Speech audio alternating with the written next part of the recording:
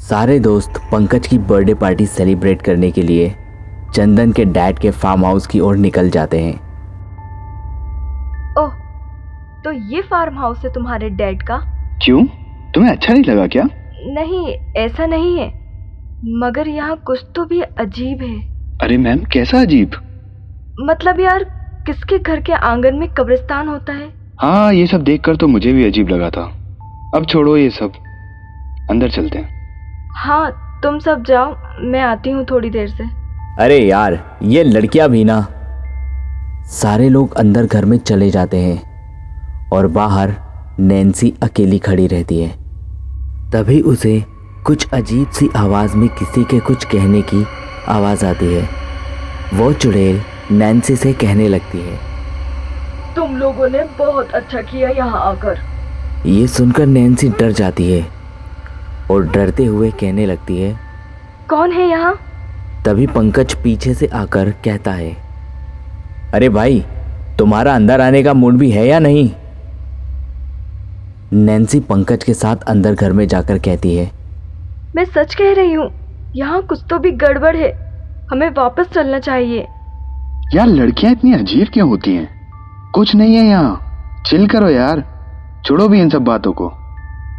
सारे दोस्त मिलकर उस रात काफ़ी मज़े करते हैं और अपने अपने रूम में सोने चले जाते हैं। तभी कुछ देर बाद, कौन है वहाँ पर?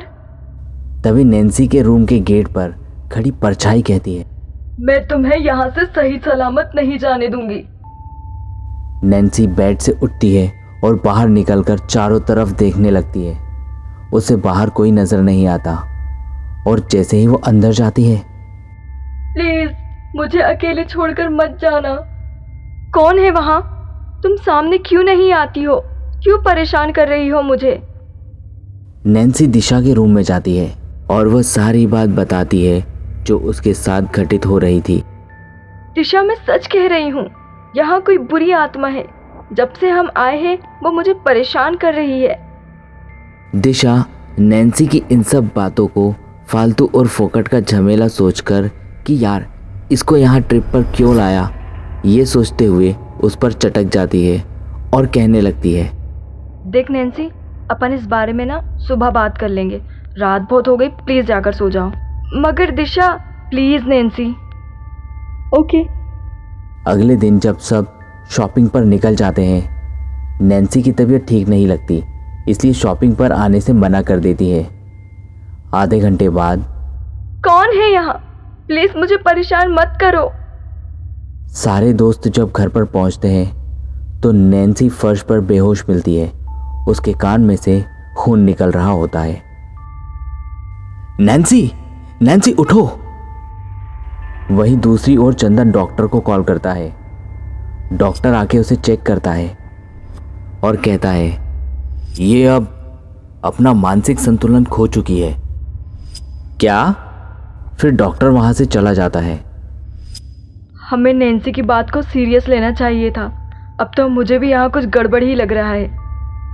हाँ यार, अब तो मुझे भी कुछ ठीक नहीं लग रहा। ठीक है, तुम सब नैन्सी को लेके बाहर आओ, तब तक मैं गाड़ी स्टार्ट करता हूँ। उन सब की जाने की बात वहाँ की आत्मा सुन लेती है और उन्हें वहाँ से बाहर निकलने के लिए रोकने लगती है। तभी उस घर के गेट तुरंत बंद हो जाते हैं। ऐसे कैसे चले जाओगे तुम सब यहाँ से? मैं तुम्हें यहाँ से सही सलामत नहीं जाने दूंगी। सभी उस चुड़ैल की आवाज़ सुनकर डर जाते हैं। तभी चंदन डरते हुए कहता है, कौन है यहाँ पर? देखो, हमें यहाँ से जाने दो, हम दोबारा कभी नहीं आएंगे। पंकज नैन्सी के पास रहता है। अचानक नैन्सी उठती है और पास में रखे टेबल से फ्लावर पॉट उठा के पंकज के सिर पे मार देती है। दिशा चंदन ये देख बहुत डर जाते हैं और जैसे ही वहाँ से भागने की कोशिश करने लगते हैं, दिशा गेट के पास खड़ी रहती है। चंदन कोने में रखी हथौड़े को उठा लेता है और गेट की कुंडी को तोड़ देता है। ये दोनों सीधा गाड़ी की ओर भागने लगते हैं। ये गाड़ी को अचानक क्या हो गया? चंदन की गाड़ी स्टार्ट नहीं हो रही थी और वो दोनों उस वक्त बहुत डरे हुए थे और सोचने लगे कि अब यहाँ से कैसे बाहर निकलेंगे।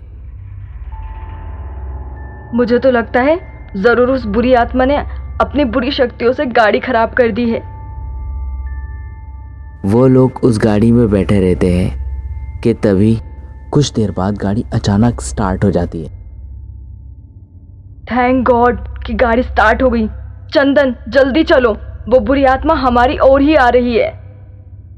मगर इतनी रात को हम जाएं कहाँ? एक बार कॉलेज में चंदन ने दिशा को उसके डैड की इसी प्रॉपर्टी के बारे में एक बात बताई थी।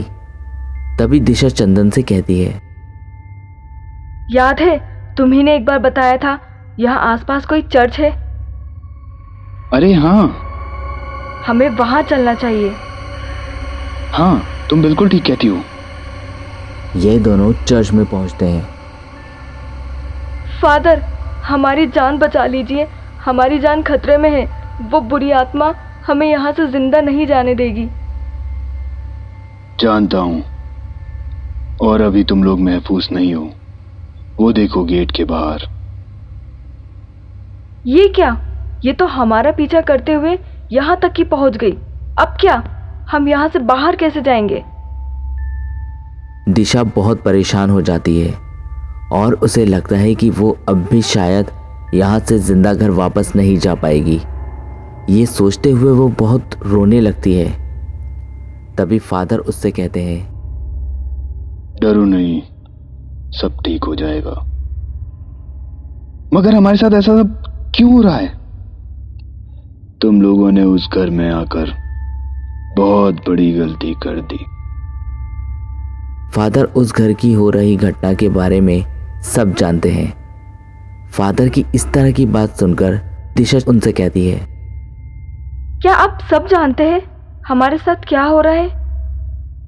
हाँ, मैं सब जानता हूं। तो बताइए ना हमें सारी हकीकत। आखिरकार हमारे साथ हो क्या रहा है? मैं और दीपक एक अच्छे दोस्त थे।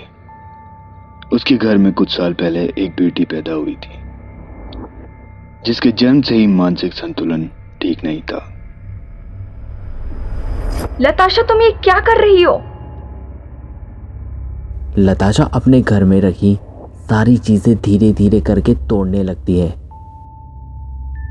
अजी, इसकी हरकत तो दिन पर दिन बढ़ती ही जा रही है। अब तो मुझे भी इससे डर लगने लगा है, कहीं ये गलती से किसी को मार वार ना डाले। अरे मीनाक्षी, तुम डरो नहीं। मैं एक हफ्ते के लिए ऑफिस के काम से बाहर जा रहा हूँ। वहां से आने के बाद हम इसका इलाज किसी अच्छे डॉक्टर से करवाएंगे। जी ठीक है। लताशा उसके घर की नौकरानी की साड़ी में आग लगा देती है। ये क्या किया तुमने? मीनाक्षी तुरंत एम्बुलेंस को कॉल करती है और उस नौकरानी को तुरंत हॉस्पिटल ले जाया जाता है। सही समय पर हॉस्पिटल में ले जाने से उस नौकरानी की जान बच जाती है।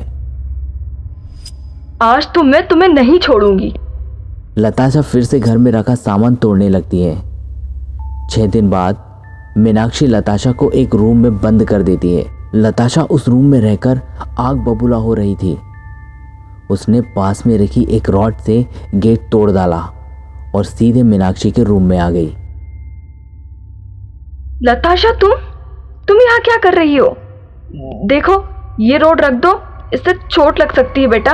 नहीं। उसी रॉड से लताशा ने अपनी माँ को भी मार डाला। जब दीपक घर आता है तो मीनाक्षी, मीनाक्षी कहाँ हो तुम? जब दीपक रूम में जाता है तो देखता है वो जख्मी हालत में बेड पे पड़ी है। मीनाक्षी उठो, देखो मैं आ गया हूं। मीनाक्षी। मीनाक्षी मर चुकी थी। ये तुमने किया ना? अपनी माँ को ही मार डाला।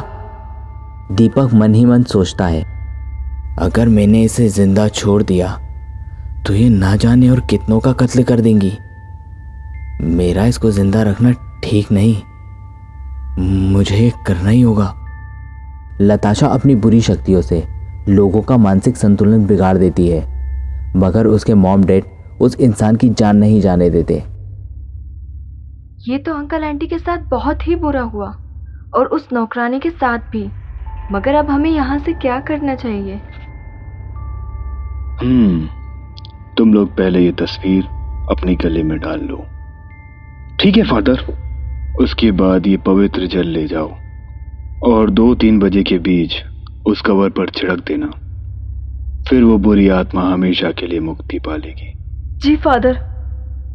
ये दोनों तुरंत उस कब्र के पास जाते हैं और उस कब्र पर वो पवित्र जल छिड़कने ही लगते हैं कि अचानक वो बुरी आत्मा उन पर हमला करने लगती है, मगर उनके पास नहीं आ पाती, फादर के दिए हुए तावीज़ की वजह से। दिशा, तुम उस बुरी आत्मा पे ध्यान मत दो, जल्दी से पानी छिड़को। दिशा कब्र पर वो पानी छिड़क देती है, जिससे उन दोनों की जान बच जाती है और उस बुरी आत्मा को भी मुक्ति मिल जाती है।